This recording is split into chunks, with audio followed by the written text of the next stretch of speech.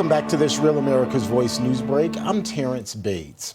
House Republicans could begin debating the latest stopgap measure to keep the government funded through November 21st as soon as today. On Wednesday, the measure cleared a test vote in the House, setting the stage for House Republicans to get the continuing resolution passed. While the GOP conference can move the CR to the Senate if it stays united, Senate Republicans will need some Democratic help to keep the government funded.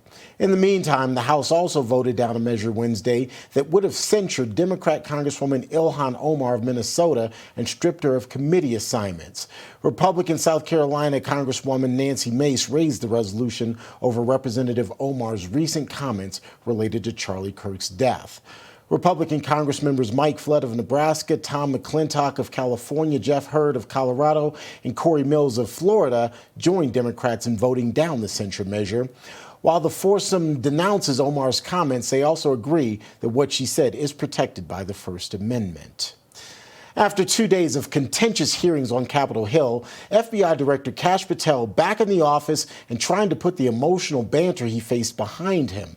Things got pretty heated during Wednesday's appearance before the House committee. In fact, the questions ranged from the FBI's handling of the Charlie Kirk assassination to the release of the Epstein files.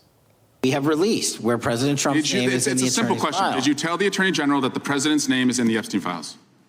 During many conversations that the Attorney General and I have had on the matter of Epstein, we have reviewed. The question is simple. Who Did you can tell the Attorney General that Donald Trump's name is in the Epstein files? Yes or no? Why don't you try spelling it out? Yes if you're or gonna mock no, Director? Use the alphabet. Yes or no? No? A, B, C, Director, D, E, F? it sounds like you don't want to tell us. Did you tell the Attorney General that Donald Trump's name was in the Epstein files?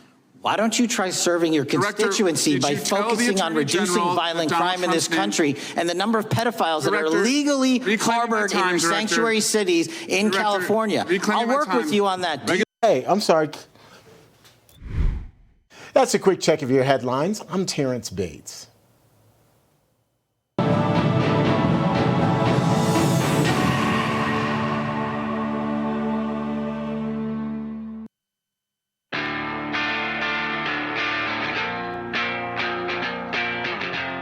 The voice of generations is the Charlie Kirk Show.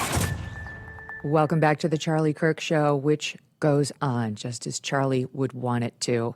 He's got millions of fans now across the world, and so many who listen to the show and depended on Charlie to bring them the news unfiltered and with his brand of straight talk. And I'm honored to be here doing that for him today. And a shout out to the Megyn Kelly Show listeners, too, who are listening on SiriusXM and on our pod as well.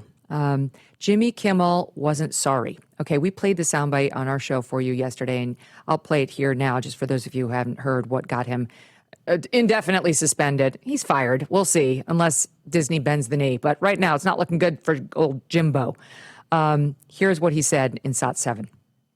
We hit some new lows over the weekend with the MAGA gang desperately trying to characterize this kid who murdered Charlie Kirk as anything other than one of them and doing everything they can to score political points from it. So he's a despicable pig, and he said that when he knew that it wasn't the case. The evidence had been ubiquitous about this person's left-leaning and commitment to left-wing ideology. We've gone through it repeatedly. You all know. And all of that was out before Jimmy Kimmel said that on Monday night. Did he come out on the air on Tuesday night and try to correct his lie? No, because it was a lie. It was an intentional misstatement of fact meant to mislead you. It was not a mistake, as some left-wing defenders are saying right now on X. And his plan on Wednesday was not to go out and apologize that night either.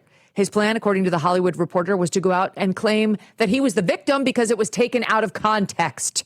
And he was going to give us the proper context in which somehow his lie about MAGA at a time when MAGA is under greater threat than it's been in quite some time, that he ginned up that hatred during such a time when MAGA's grieving in a way it hasn't been so profoundly since I've known it, that he did that in a way that was just simply out of context. Okay, more lies. And so the stations groups from Nexstar and others, by the way, it wasn't just Nexstar, Sinclair went to Disney and said, we're not running this show. We're not going to be a part of this. Not now, not ever. We're no longer going to be complicit in his lies.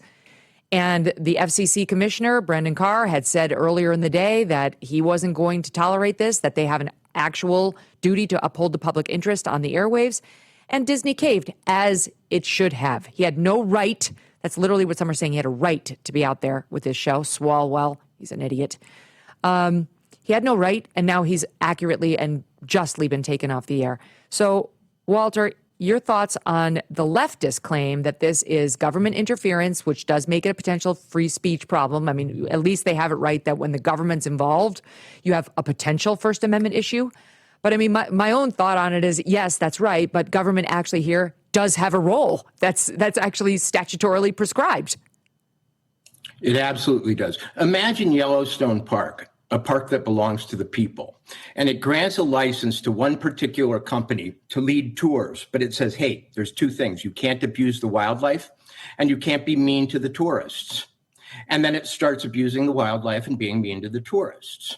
Does the federal government have a right to fire that person or at least threaten them with it? Absolutely.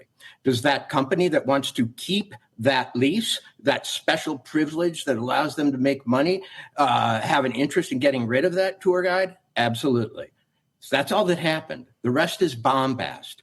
You have a right to speak, and I'm sure he'll have a very popular Substack or streaming channel, but you do not have the right to a stage that belongs to the people of the United States. And the broadcast airwaves, as I said before, are exactly that. They are a resource like water or land, a set of frequencies. You know, here's what I want to say about Jimmy Kimmel, or Stephen Colbert for that matter, in the podcast lane. Of course, we love it, and we've now really made our livings in it. I mean, I've been over this lane for 5 years, and you're in it too. So we love it, and it's meaningful, and it's the future. We know that. But here's what's so delicious. To Jimmy Kimmel, that's going to be horrible. Like, his recognizing that that's where he has likely to land next is going to be a fate worse than the worst possible outcomes for him, because he thinks he's of ABC and Disney. He's used to going to the theme parks and having his rear end kissed. He wants to be at all the right parties, and he wants to be the king of television. People who are on television think television is the only thing that matters.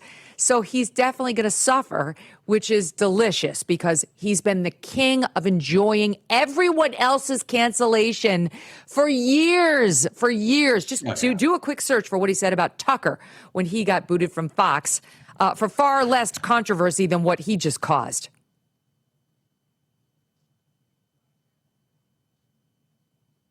You there? No, there's no SOT, Walter. That's just me asking for your opinion on it. I was waiting for it. Yeah, I thought that was the big lead up. No. I thought that was the drum roll. Listen, let's get some realism in here about show business and about network news and so on.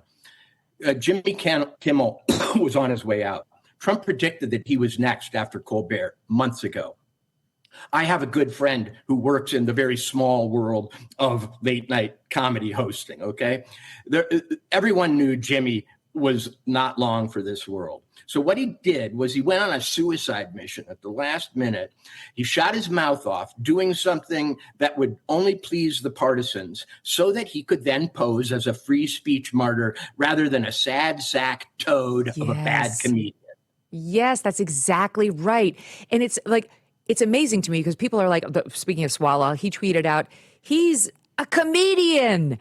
And Scott Adams responded, so was Roseanne. Do cartoonists count? Because, of course, Scott Adams had Dilbert pulled from him, his comment pulled after he said something too controversial. Roseanne got fired for a tweet. She wasn't even in her lane. He was on the air for Disney.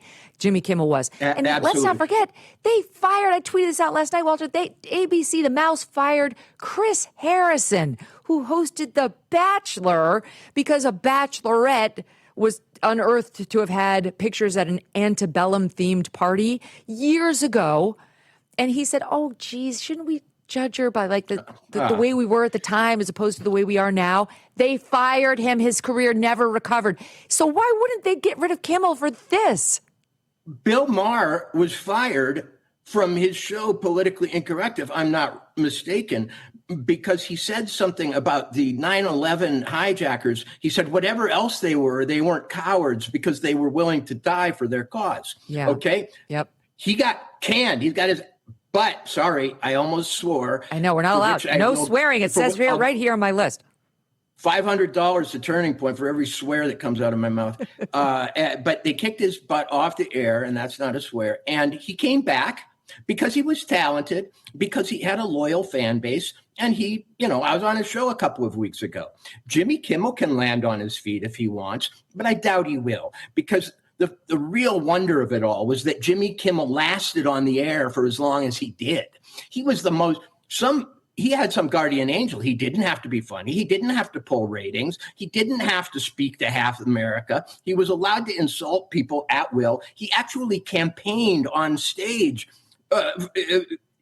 I just saw a clip this morning of him giving a long talk to Republicans in his audience about why they shouldn't vote for Trump. He wasn't news. He was worse than news. They used him to do things that news isn't allowed to do, like lie.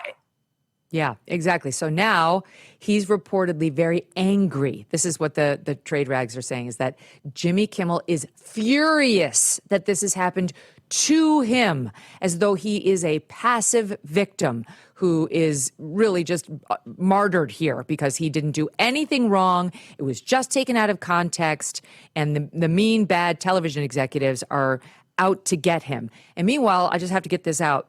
You've got people like on the left, like Ben Stiller, and there are many I could pick on, but I'm going to pick on Ben Stiller here, who decided to tweet out about this, about Jimmy Kimmel's indefinite suspension. This isn't right. Okay, it's not that pointed, whatever, it's fine. This isn't right. That's his belief. We went back just to see if he had said anything about Charlie. Nothing. He couldn't manage "this isn't right" about Charlie Kirk's assassination. But he wants us to feel bad for Jimmy Kimmel, Walter. It makes you wonder about Hollywood. Aren't they in the business of amusing and pleasing the American public? Apparently not. For a long time now, they've been curiously not in the business of making money, pulling ratings, making good movies, and addressing reality in those movies. They're often some Marvel comic book universe. What exactly are they showing solidarity with? I don't understand it. Do they believe they are a guaranteed a future, even if they have the wrath of the American people? They think they're standing up for the First Amendment, which is so ironic, given the way they've been behaving for the past 6 years. They're the ones who backed the Biden regime that censored all of us on COVID, on the Hunter Biden laptop. We could go down the list. They were fine with all of that. Megyn, you may not agree with this, but the public airwaves, meaning the broadcast networks, which belong to all of us, were bought by the pharmaceutical industry, who are 70% of the advertising. They were purchased by them, and they were used in their behalf. One of Jimmy Kimmel's bits was to make fun of ivermectin as horse paste and claim that anybody who showed up having used it at an emergency room should be allowed to, quote, rest in peace, i.e. die. Well, that drug, ivermectin, was a present danger to Pfizer's vaccine that was coming, and a way of treating people when there were no other real ways pre-vaccine. This guy sung for his supper, for his masters. It wasn't Jimmy Kimmel speaking when that ugly mouth opened. It was a huge industry that spoke through him. And now he's acting like a free speech martyr because that industry is facing the loss of their right to advertise on TV, which they've only had since the late 90s. And so they're drumming up a big First Amendment case so that they can go on buying the news. And that's how I really feel.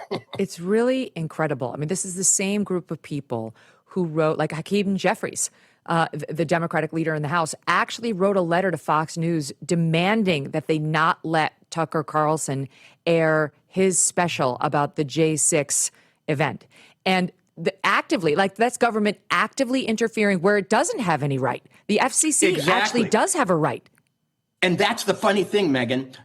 The government, which does have a right to intervene with public broadcast networks, took that right and extended it into places during COVID and during the Trump era generally, where it doesn't belong.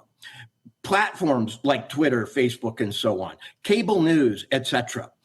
They tried to be the cops in other people's towns, and they succeeded because they intimidated management. And they infiltrated it, frankly, over at Twitter. I mean, you just went from the FBI to Twitter management. and that's documented. True. And so now they are facing the worm turning. They are facing a public that before Charlie's death was already changing in its complexion. Yeah, and now is absolutely outraged. Stand by. We're going to pick it up on the opposite side of this break. Don't go away. We'll be right back.